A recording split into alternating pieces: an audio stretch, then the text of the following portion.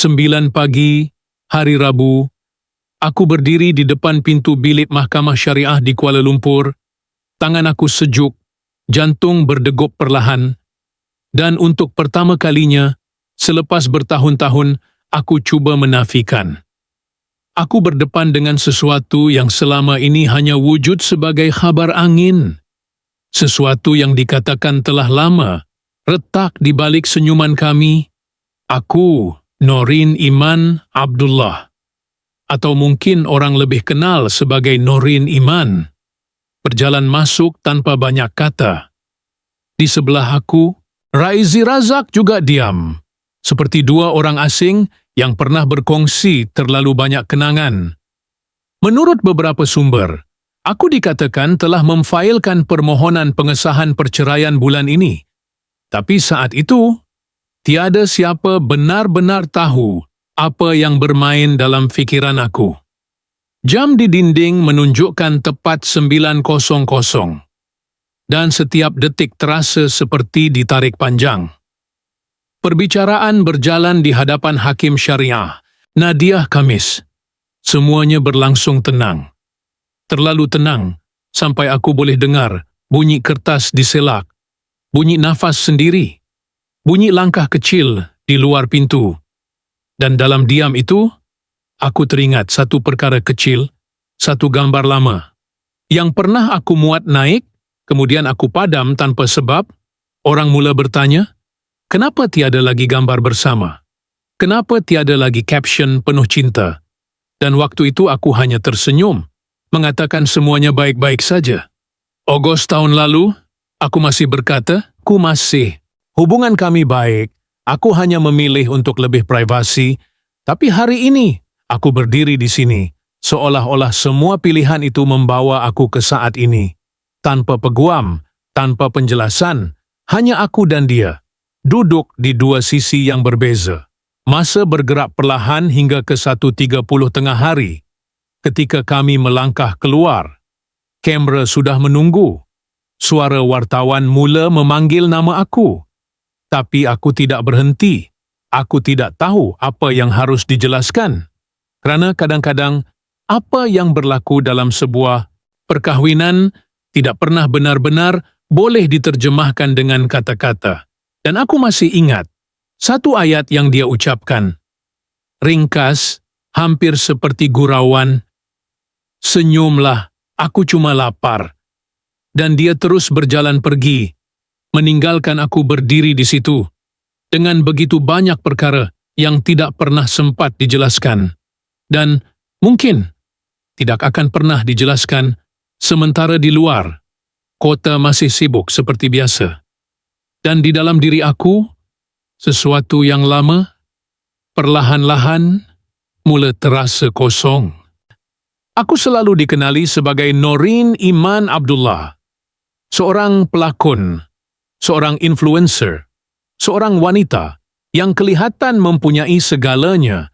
Di mata ramai orang, hidup aku adalah gabungan antara kamera, cahaya, dan keluarga yang sempurna. Gambar-gambar yang pernah aku kongsi, senyuman anak-anak, detik kecil di rumah, semuanya membina satu gambaran. Satu cerita yang membuat orang percaya bahawa kebahagiaan itu benar-benar wujud tanpa retah. Dan di belakang semua itu, ada dia, Raizi Razak, seorang lelaki yang jarang muncul, jarang bercakap, tapi selalu ada. Seperti bayang yang tidak perlu dilihat untuk dirasai, menurut apa yang sering diperkatakan, dia adalah tulang belakang yang diam, yang menyokong, tanpa perlu perhatian. Dan mungkin itulah yang membuat ramai orang melihat kami sebagai pasangan yang seimbang. Satu di depan, satu di belakang, satu bersinar. Satu menahan cahaya itu supaya tidak terlalu menyilaukan, tapi perlahan-lahan sesuatu berubah. Bukan dengan bunyi yang kuat, tapi dengan keheningan yang panjang. Gambar bersama semakin kurang. Caption tentang keluarga semakin hilang. Dan ruang di media sosial, yang dulu penuh dengan cerita kami, menjadi kosong tanpa penjelasan. Orang mula bertanya, mula membuat andaian. Dikatakan ada sesuatu yang tidak kena. Menurut sumber tidak rasmi, hubungan kami mungkin sudah tidak seperti dulu. Tapi aku memilih untuk diam, kerana kadang-kadang lebih mudah untuk biarkan orang percaya bahawa semuanya masih sama, daripada menjelaskan bahawa mungkin semuanya sudah mula berubah sejak lama dulu. Kemudian, pagi itu seperti memecahkan segala yang selama ini aku cuba simpan, aku melangkah masuk ke Mahkamah Syariah Rendah di Kuala Lumpur dan menurut apa yang dilihat oleh beberapa pihak, kehadiran aku dan Raizi Razak di sana bukan sekadar kebetulan. Kami dikatakan hadir untuk satu prosiding yang berkaitan dengan pengesahan perceraian. Satu permohonan yang mengikut sumber tertentu telah gagal dalam bulan ini. Perbicaraan itu seperti yang berlaku di hadapan Mahkamah Syariah. Apa yang orang tidak nampak dalam laporan ringkas adalah jarak kecil antara kami. Aku berjalan sedikit di depan, dia di belakang, atau kadang-kadang sebaliknya. Tapi tidak pernah benar-benar seiring. Kami duduk, tapi tidak saling memandang lama. Hanya sekilas, seolah-olah ada terlalu banyak perkara yang tidak boleh diucapkan di tempat itu. Dan yang paling terasa, kami datang tanpa peguam syariah, tanpa di sisi hanya dua individu yang pernah berkongsi satu sama lain, kini berdiri sendiri dalam satu ruang yang sama, benar-benar sedang berubah. Walaupun tiada siapa yang mengatakannya dengan jelas, 9 pagi, aku melangkah, masuk, dan 1.30 petang, aku melangkah keluar. Di antara dua waktu itu, terlalu banyak perkara berlaku, tapi terlalu sedikit yang benar-benar diucapkan. Koridor mahkamah terasa panjang. Bunyi kasut bergema perlahan dan setiap minit seolah-olah melekat pada dinding, tidak bergerak. Bila pintu akhirnya terbuka semula, kami keluar tanpa menoleh. Kamera sudah menunggu, soalan datang bertubi-tubi, tapi aku memilih untuk diam dan Raizi Razak juga tidak berhenti. Tidak memperlahankan langkah, hanya satu ayat yang sempat keluar dari mulutnya, ringan, hampir seperti gurauan. Cuba senyum, aku cuma lapar. Ayat itu pendek, biasa, tapi entah kenapa, ia terasa berat, seolah-olah menyembunyikan sesuatu yang lebih dalam, sesuatu yang tidak mahu dilihat di depan semua orang. Ramai yang berpendapat, itu hanyalah cara untuk mengelak satu bentuk perlindungan, untuk tidak perlu menjawab apa-apa. Kerana kadang-kadang, lebih mudah untuk menjadikan segalanya kelihatan remeh, daripada mengakui bahawa ada perkara besar yang sedang berlaku. Aku berdiri beberapa langkah di belakang, melihat dia berjalan, pergi tanpa berpaling. Dan dalam detik kecil itu, aku mula tertanya, sejak bila kami belajar untuk bercakap, tanpa benar-benar mengatakan apa-apa. 2011. Aku masih ingat hari itu, hari kami memilih untuk menjadi satu. Aku dan Raizi Razak berdiri bersama, dengan harapan yang sangat sederhana, hidup tenang, keluarga kecil, dan dari tahun ke tahun, kami bina semuanya perlahan-lahan. 2 orang anak hadir dalam hidup kami, membawa suara, membawa cahaya, membawa sebab untuk terus bertahan walaupun dunia luar semakin bising. Pada tahun-tahun awal, aku tidak pernah ragu untuk berkongsi kebahagiaan itu. Gambar keluarga, detik kecil di rumah, tawa, yang mungkin kelihatan biasa, tapi bagi aku, itu adalah segalanya. Orang melihat kami sebagai satu pasangan yang lengkap, satu kehidupan yang stabil, dan ramai yang menganggap itu adalah contoh sebuah perkahwinan yang berjaya. Namun, masa berjalan, dan tanpa sedar, sesuatu mula berubah. Bukan dengan pergaduhan besar, bukan dengan kata-kata yang keras, tapi dengan jarak yang perlahan, hampir tidak kelihatan. Dikatakan pada satu fasa, kami mula menjauh. Tidak lagi muncul bersama seperti dulu di media sosial yang pernah menjadi ruang untuk kami berkongsi cerita. Tiba-tiba menjadi sunyi, tiada lagi gambar berdua, tiada lagi caption tentang kami. Hanya tinggal aku atau hanya dia dalam dunia masing-masing, dan orang mula perasan, mula bertanya. Tapi aku terus diam, kerana kadang-kadang lebih mudah untuk membiarkan masa menjawab daripada mengakui bahawa mungkin jarak itu sudah lama wujud, jauh sebelum sesiapa menyedarinya. Di luar sana, dunia media sosial tidak pernah benar-benar diam. Mereka mula melihat sesuatu yang aku cuba sembunyikan, atau mungkin sesuatu yang aku sendiri belum bersedia untuk akui. Gambar kami berdua perlahan-lahan hilang dari garis masa, tiada lagi ucapan kecil, tiada lagi komen yang saling menyapa, bahkan like pun menjadi sesuatu yang jarang. Peminat mula perasan, mula membandingkan, dan dari situ timbul pelbagai andaian. Ada yang bertanya dengan lembut, ada juga yang terus membuat kesimpulan. Menurut pemerhatian ramai, ini bukan sekadar perubahan biasa. Ini dikatakan tanda bahawa sesuatu sedang berlaku di belakang tabir. Tapi aku masih ingat, aku pernah berdiri di depan kamera dengan senyuman yang sama dan berkata bahawa hubungan aku dengan Raizi Razak masih baik. Aku hanya memilih untuk tidak berkongsi seperti dulu. Satu keputusan yang aku anggap sebagai privasi, sebagai perlindungan untuk sesuatu yang terlalu pribadi. Namun, semakin hari berlalu, jurang antara apa yang aku katakan dan apa yang orang lihat semakin jelas. Kata-kata aku cuba menenangkan, tapi tindakan aku diam, menjauh, seolah-olah menceritakan kisah yang berbeza. Dan disitulah konflik itu bermula.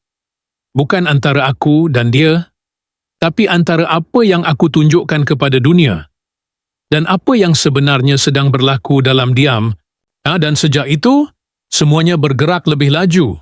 Tapi dalam arah yang semakin sunyi, aku tidak memberi penjelasan tambahan, tidak muncul bersama, tidak menjawab khabar angin yang semakin kuat. Setiap hari, satu soalan baru muncul. Setiap malam, satu andaian baru tersebar. Tapi aku tetap memilih untuk diam.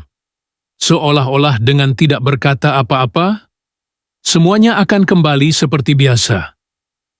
Aku masih ingat, aku pernah berkata dalam hati sendiri, aku fikir, diam akan melindungi segalanya.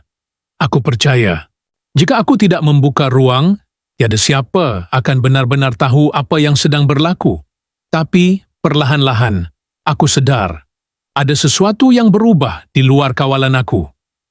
Orang mula membaca setiap gerak-geri, setiap ketiadaan, setiap detik yang kosong, dan dari situ, cerita lain mula terbina. Bukan dari apa yang aku katakan, tapi dari apa yang aku tidak katakan. Aku dan Raizi Razak semakin jarang berada dalam ruang yang sama. Walaupun hanya di mata umum, tiada lagi kebetulan. Tiada lagi momen kecil yang boleh ditangkap kamera. Semuanya seperti sudah diatur untuk tidak bertemu. Dan khabar angin terus hidup tanpa jawapan. Menurut ramai pemerhati, ini bukan lagi sekadar fasa.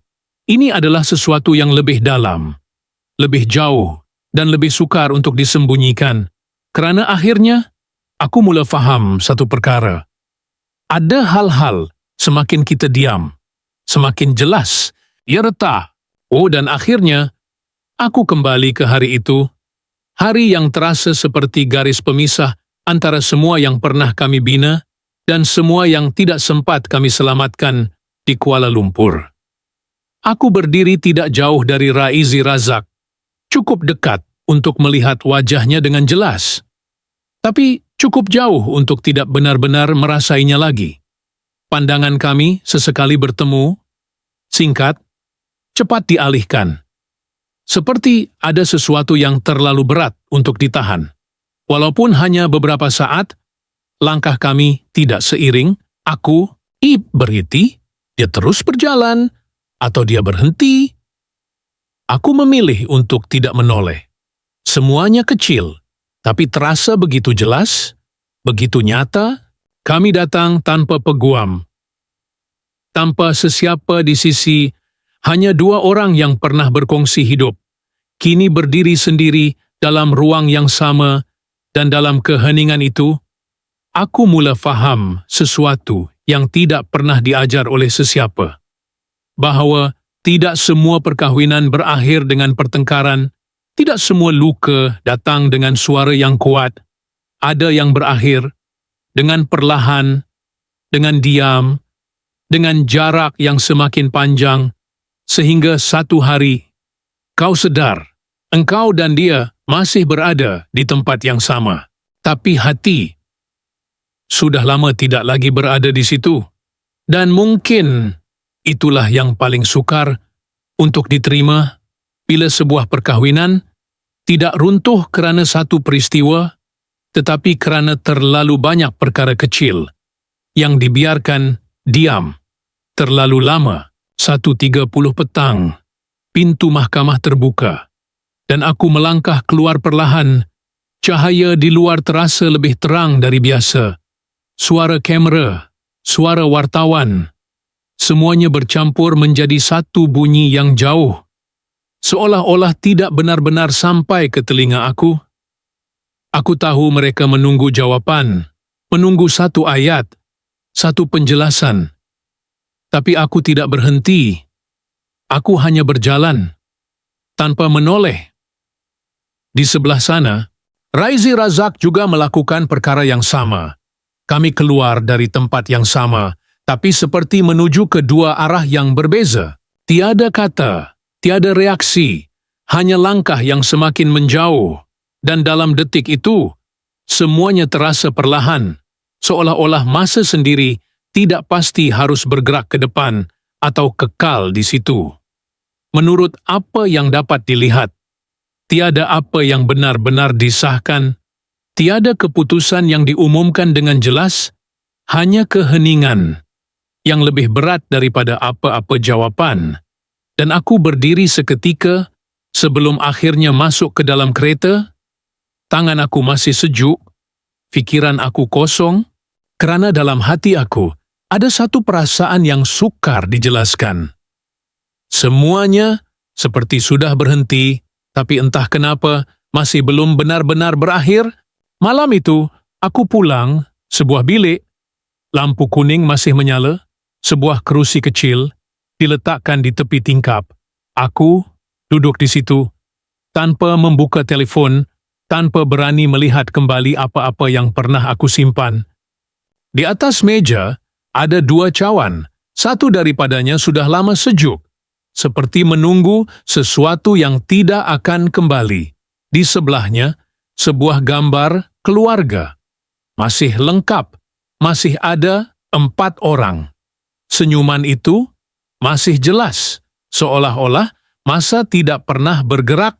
Di luar sana, kota Kuala Lumpur masih hidup, lampu jalan tidak pernah padam, bunyi kenderaan masih lalu. Dunia terus berjalan seperti biasa. Dan aku hanya diam, memandang ke arah gelap di depan, tanpa jawapan, tanpa penjelasan. Seolah-olah ada perkahwinan yang tidak pernah benar-benar berakhir dengan satu titik. Hanya 2 orang yang perlahan-lahan belajar bagaimana untuk hidup seperti mereka. Tidak pernah lagi menjadi kita,